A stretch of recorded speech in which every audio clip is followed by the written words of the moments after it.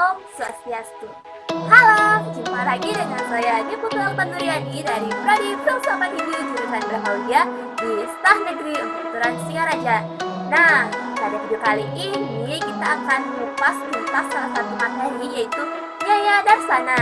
Sekaligus video ini diperuntukkan untuk tugas akhir dari mata kuliah Nyaya Waisika Darsana yang diampu oleh Bu Yuliani Dewi SAG MAG. Oke, langsung saja kita simak videonya ya. Selamat menyaksikan. Dadah. Halo, seperti yang saya bilang tadi di video sebelumnya, kali ini kita akan mengupas tuntas salah satu materi, yaitu Nyaya Darsana. Nah, apakah kalian sudah siap untuk belajar Nyaya Darsana? Saya harap sih sudah siap ya. Jadi silahkan simak videonya. Kita mulai dari pengertian Nyaya Darsana. Nah, Nyaya Darsana merupakan dasar dan pengantar dari seluruh pengajaran filsafat Hindu, yang dimana Nyaya Sutra yang digunakan sebagai sumber dari filsafat Nyaya dan ditulis oleh Resi Gautama atau juga disebut sebagai Resi Aksapada pada abad ke-4 sebelum Masehi. Nah, Nyaya di sini berarti argumentasi, sehingga sering pula disebut sebagai tarkawada atau diskusi tentang suatu darsana, atau juga disebut sebagai pandangan filsafat. Di dalam Nyaya Darsana sendiri terkandung ilmu perdebatan seperti Tarkawidya dan juga ilmu diskusi atau yang sering disebut dengan Wadawidya, yang berarti bersifat analitik dan logis. Nah, dapat dilihat juga dari konsep ini dapat diketahui bahwa Nyaya ini menekankan pada aspek logika dan juga nalar dengan menggunakan pendekatan ilmiah dan juga pendekatan realisme. Kemudian selanjutnya dalam pembelajarannya ya terdapat suatu konsep. Nah, yang dimana pada dasarnya konsep Nyaya ini mengenai pengetahuan yang menyatakan keadaan. Dalam hal ini dibagi menjadi 4, yaitu yang pertama ada subjek yang sering disebut sebagai si pengamat atau pramata. Kemudian yang kedua itu ada objek atau prameya. Nah, dalam hal objek atau prameya ini terbagi lagi menjadi 12 jenis. Yang pertama itu ada roh atau atman, yang kedua itu ada badan atau sarira, kemudian yang ketiga ada indriya, yang keempat ada objek indriya atau arta, kemudian yang kelima itu ada kecerdasan atau budi, kemudian terus kegiatan, kemudian ada pikiran, kesalahan, perpindahan, hasil, penderitaan, pembebasan, seperti itu. Kemudian bagian konsep yang ketiga itu adalah keadaan hasil dari pengamatan atau disebut dengan pramiti. Selanjutnya ada cara mengetahui atau sering disebut sebagai pramana.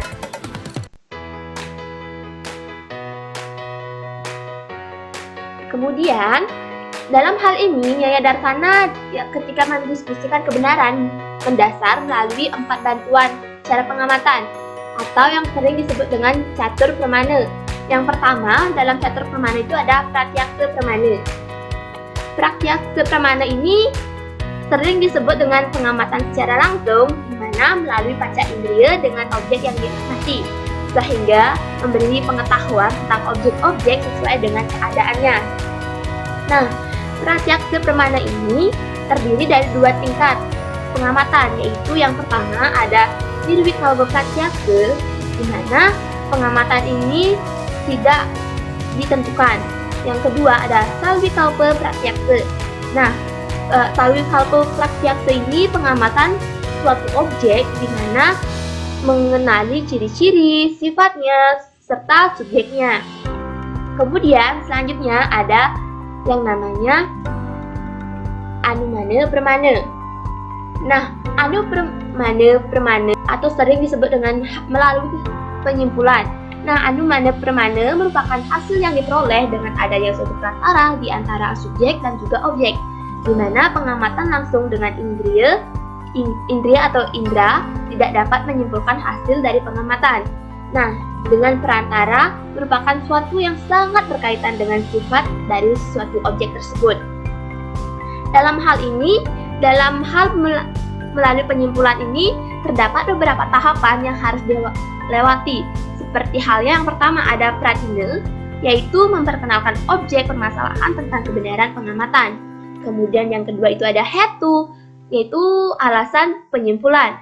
Kemudian yang ketiga itu ada udaharana, yaitu menghubungkan dengan aturan umum itu dengan suatu masalah.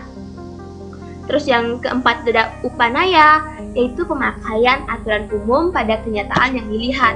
Dan yang terakhir yaitu nirgamana. Nirgamana adalah penyimpulan yang benar dan pasti dari seluruh proses sebelumnya. Kemudian selanjutnya itu ada yang namanya upamana permana.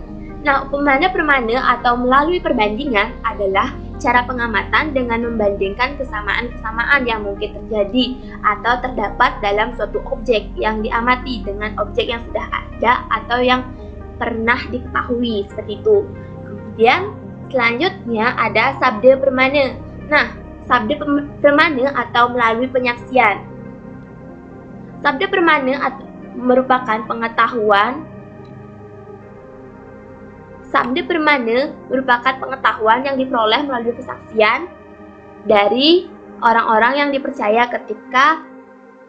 dipercaya kata-katanya ataupun dari naskah-naskah yang diakui kebenarannya. Nah, kesaksian di sini terdiri dari dua jenis, yaitu laukika sabda, yaitu kesaksian yang didapat dari orang yang terpercaya dan diterima akal sehatnya. Kemudian yang kedua itu ada Vaidika Sabda. Nah, Vaidika Sabda ini adalah kesaksian yang didasarkan pada naskah-naskah suci seperti Veda Shruti. Kemudian yang terakhir yaitu ada Tuhan, jiwa, dan alam semesta.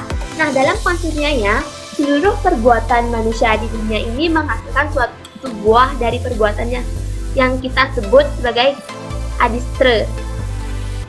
Nah, di mana Tuhan merupakan kepribadian yang terbebas dari pengetahuan palsu atau nitya jnana.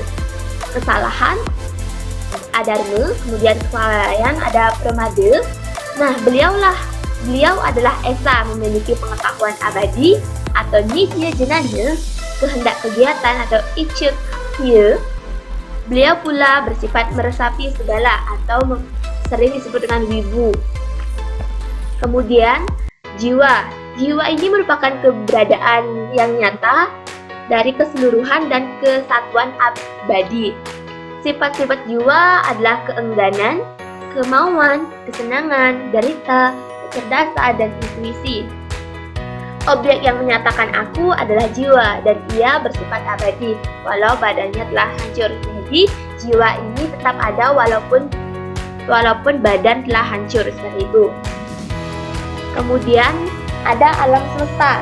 Nah, alam semesta merupakan gabungan dari seluruh atom-atom yang abadi atau paramanu yang terdiri dari unsur-unsur fisik seperti tanah atau pertiwi, atau air. Kemudian ada api, tejas, dan udara atau wahyu. Oke? Jadi sekilas itu saja materinya. Semoga bermanfaat ya bagi kita. Dan juga nantikan video selanjutnya. Oke, bye-bye.